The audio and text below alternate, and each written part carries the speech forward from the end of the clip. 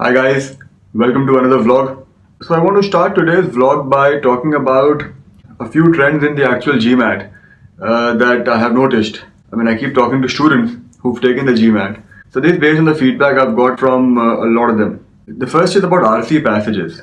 So normally one gets two long passages and two short passages on the GMAT. It's always four passages, by the way, huh? It's no more, no less. Because sometimes I see people acting surprised that they got four passages when you will always get four passages. But normally it used to be two long passages with four questions each and two short passages with three questions each. Of late, I've heard from a lot of students, like a good number of students, that they got three short passages and one long passage. So I'm not saying that there's any official notification to the effect, but I've heard this from a lot of students that they got three short passages and one long passage, which kind of made things a little easier for them. Even though if you ask me, in terms of number of questions, it only at the most changes by one question, but psychologically I think you find a shorter passage much easier to handle than a longer passage. So that's one thing that I've observed. The second thing I've observed is, and this is pretty interesting, is bold-faced questions on critical reasoning. So it's normally said that if you're getting a bold-faced question on the exam, you must be doing very well in the exam. However, of late, almost all the students who've told me they got a bold-faced question in the exam ended up with, I think, 600, 620, most of them. And almost everybody who's gone above 700 has said that they did not get a bold-faced question. So again, I'm not reading too much into it, but one inference that can definitely be drawn is if you don't get a bold-faced question does not mean you're doing badly in the exam. And this is something I've been saying for a while now, but I've just heard from a lot of students that this actually happened with them. The third trend, going back to RCs, I've heard from a lot of students that they got two RC passages back to back. Normally, the RCs are spread out, but I've heard from quite a few students that they got two RC passages back to back, around the 15-20 question mark. So don't get unnerved if you get two RC passages back to back, and keep a track of that, because then in that case, by the time you reach question number 30, you would be done with all the four RC passages. In which case you don't need to rush at the end expecting another RC passage. So when you take the GMAT, keep a track of how many passages are already over.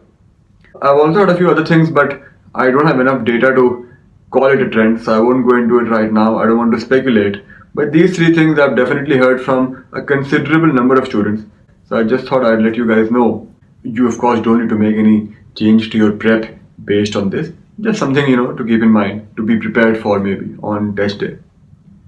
So talking about test day, one question which is on everybody's mind, including my own, is how does the GMAT scoring scale work?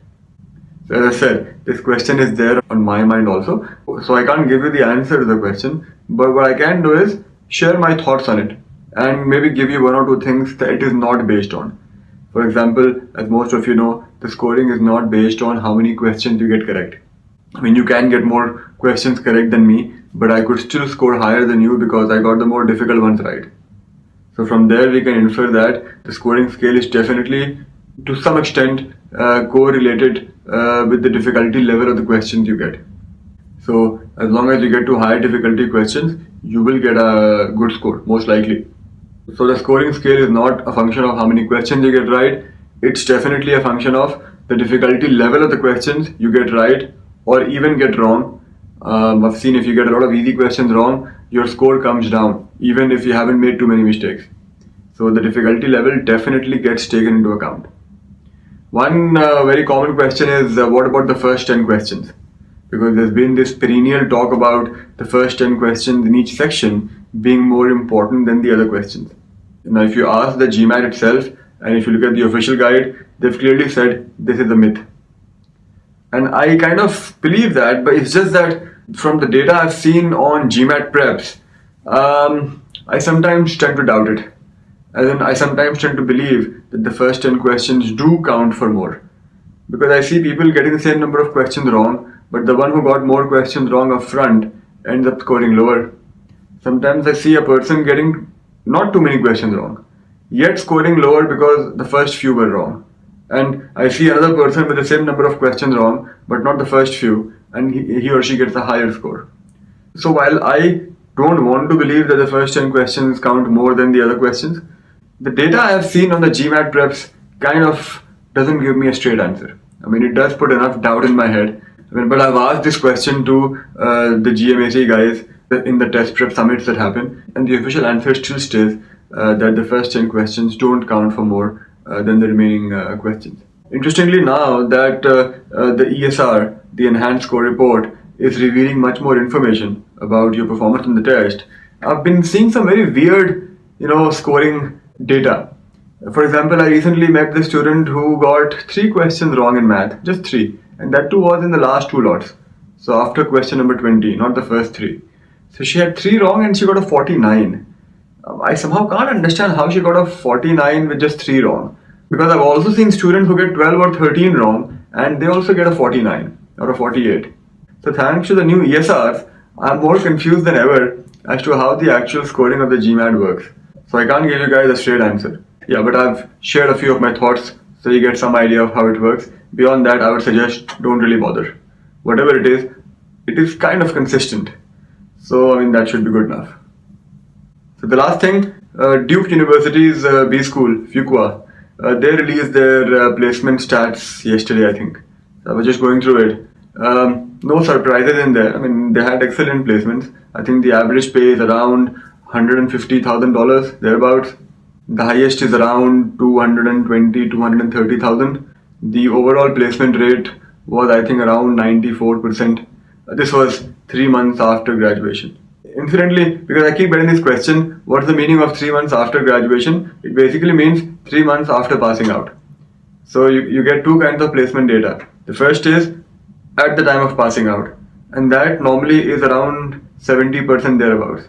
Even for the top schools, I think a couple of years back I was looking at Stanford's data at graduation. I think the total percentage of the batch placed was around 68%. So it's not just the lower ranked schools, even the top schools don't have great numbers to report at graduation. But 3 months after graduation, it typically goes up to 92, 93, 94. So I don't know what happens. Maybe people go back to their home countries and take up jobs, or people take up jobs that they didn't really want, but they had no option. But whatever it is, in the top 20 schools, it will always end up with around 90%, 93%, 94% placement 3 months after graduation. If you're wondering what's the crime that the other 5 or 6% of the people have committed that they could not get any job, I have no idea. In some cases, I know the schools also include the number of people who've started their own thing, who've opted out of placements. Ideally, those guys should not be included, but a lot of schools include them. So then obviously these guys chose to not take up jobs. But in other cases, I'm really not sure. I don't think any research has been done as to what was the profile of those guys who still did not manage to get jobs. One thing I can tell you though, at least 80 or 90% of those guys would be international students. Because all said and done, for international students, taking up a job in the US is not very easy thanks to the visa issues. I've covered these in an earlier vlog. Take a look at that. So today's vlog was a bit of everything. I hope you guys found it interesting. And in case you are finding these vlogs interesting, please do subscribe. Also, in case there are some topics that you particularly want me to speak about, please do mail those to me or just mention them in the comment section of the videos, and I'll definitely address those. So I'll see you guys tomorrow in a new vlog. Have a nice day.